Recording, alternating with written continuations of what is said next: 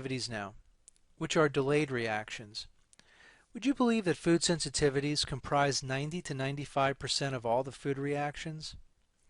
Delayed sensitivities are important because you typically wouldn't know this, that it's even happening inside your body, that your body is sensitive to the food, because you can have a reaction up to 72 hours later, and there's modern testing today that's able to detect this.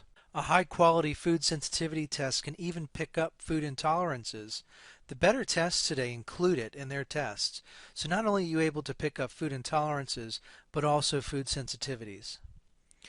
In order to understand the results of a food sensitivity test, you really need someone trained to interpret the results and guide you on how to eliminate and reintroduce offending foods. So why is it bad for me to eat foods and chemicals that my body's sensitive to?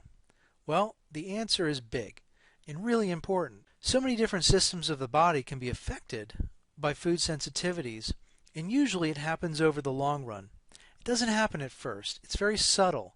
It can start out as just fatigue, or it can start out as a little rash on the skin, or it can even start out as gastrointestinal bloating or constipation. But eventually, these systems here, the adrenal, cortisol, hormonal system, it can affect weight and fat metabolism. Food sensitivities can also affect bone loss, muscle integrity, carbohydrate metabolism, can make the body toxic. It can totally affect immune modulation and decrease the immune system, and just about anything else. Here's some common diagnoses that have been that have a food sensitivity component. I don't need to read this list, but it is so encompassing. It's amazing how often people will come into my office and they'll be complaining of all different kinds of things, and when you really look at their history, you'll come to a conclusion that foods are at the core of it, because you start to see their diet and what they've been eating and how they feel after they eat certain things. So this is just a small list, actually. The list is growing and growing every day, it seems like. So you might be asking, how can you get tested? So here's two different ways. There's a general IgG test, which is that delayed food sensitivity. It's very economical, and it's a finger prick.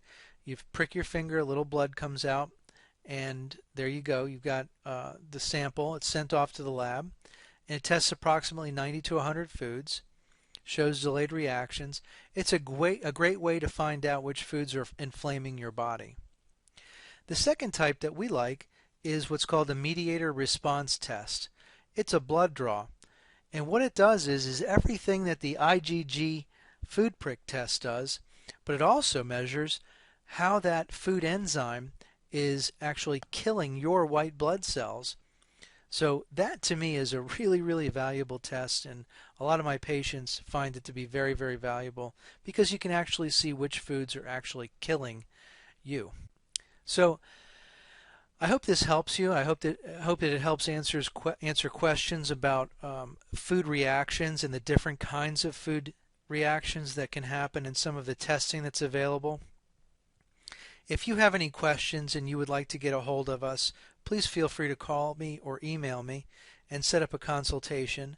In addition, would you please click on the exit links to the right and the left so you can learn more.